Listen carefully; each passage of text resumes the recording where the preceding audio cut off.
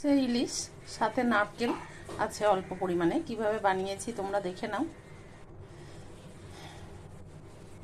চলো রান্নায় চলে যাই, তোমাদের বানিয়ে দেখাই।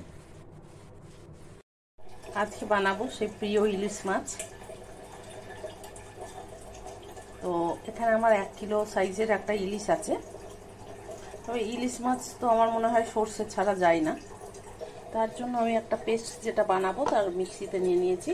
কালো সর্ষে 1 চামচ, হলদে সর্ষে 1 চামচ। এখন একটু গরম জল দিয়ে ভিজিয়ে রাখবো। তার সাথে দেবো 4টে কাঁচা লঙ্কা আর নুন, অল্প করে একটু নুন। দেখো আমি একটা পেস্ট করে নিয়েছি। তার সাথে দেব আবার একটা নারকেলের হাফ মালার হাফ, এটা মাঝারি সাইজের নারকেলের অর্ধেকটার অর্ধেকটা অল্প একটু নারকেল কুচি করে এতে দিয়ে এটাও ঘুরিয়ে নেব, পেস্ট করে নেব। দেখো আমি পেস্টটা করে নিলাম। এবার এটার সাথে আমি যে নারকেলের জলটা বেরিয়েছিল, নারকেলটা ফাটিয়ে সেই জলটা মিশিয়ে রেখে দিলাম।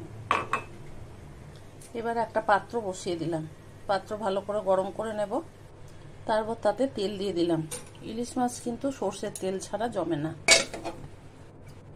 তেলটা নাড়িয়ে নিলাম। তেল দেখতেই পাচ্ছ গরম হয়ে গেছে। এখন তাতে আমি কালো জিরে দিয়ে দিলাম, দিয়ে যে মশলাটা করে রেখেছিলাম মশলাটা দিয়ে দিলাম। একটা ঢাকনা দিয়ে ঢেকে দিলাম। তারপর ঢাকনা খুলে দেখে নেব।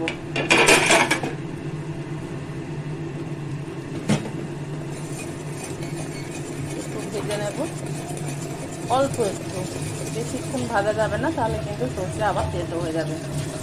সর্ষে ঠিক রাখতে প্রথমে কাঁচা লঙ্কা আর নুন দিতেই হবে বাটার সময়, গ্রাইন্ড করার সময়। আর তেলে বেশিক্ষণ ভাজা যাবে না। এর মধ্যে আমি মিক্সি ধোয়া জলটাও দিয়ে দিলাম।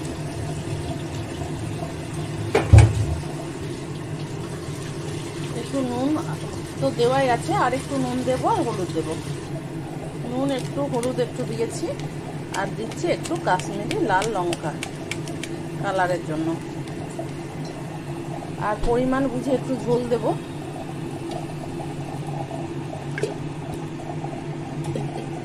ফুটে উঠলে আমি মাছগুলো দিয়ে দেব।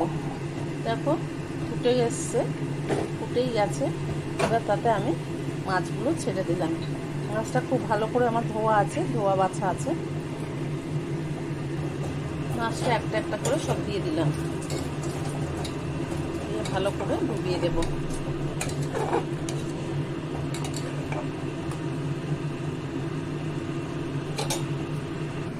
অল্প একটু টক দই নিয়েছি, জলটাই বেশি, আমার বাড়িতে টক দই ছিল তো জলটা অনেকটা ছিল, জলটাও দিয়ে দিচ্ছি। আর তার সাথে দই বড় চামচের 2 চামচ মতো ভালো করে ফেটিয়ে নেবো। ফেটিয়ে নিয়ে এটা আমি দিয়ে দেবো।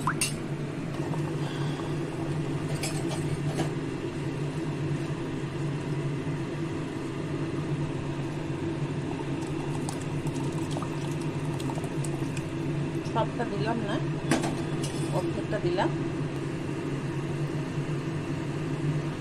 গ্যাসটা কমিয়ে রেখে কিন্তু দিতে হবে, তা নাহলে ঝোলটা ফেটে যাবে। এবার আমি গ্যাসটা বাড়িয়ে দিচ্ছি।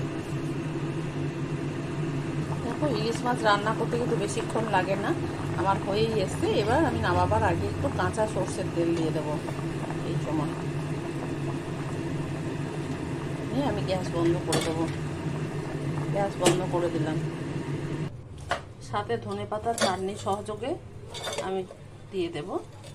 খালি ধনেপাতাটাকে কেটে কুচিয়ে ধুয়ে ভালো করে গ্রাইন্ড করা আছে, মিক্সিতে পেস্ট করে নিয়েছি। তার সাথে নুন, কাঁচা লঙ্কা, রসুন দিয়ে পেস্ট করা হয়েছে। এবার পেস্টের সাথে পাতিলেবু আর এই কাঁচা সর্ষের তেল দিয়ে দিলাম। ইলিশ মাছের সর্ষে ইলিশ আর তার সাথে ধনেপাতার চাটনি। নমস্কার বন্ধুরা, আজ আসি। দিয়ে দিলাম আমি সর্ষে ইলিশ। এইভাবে তোমরা বানিও, আমি তো এইভাবেই করেছি। আবার দেখা হবে নেক্সট মেনু নিয়ে।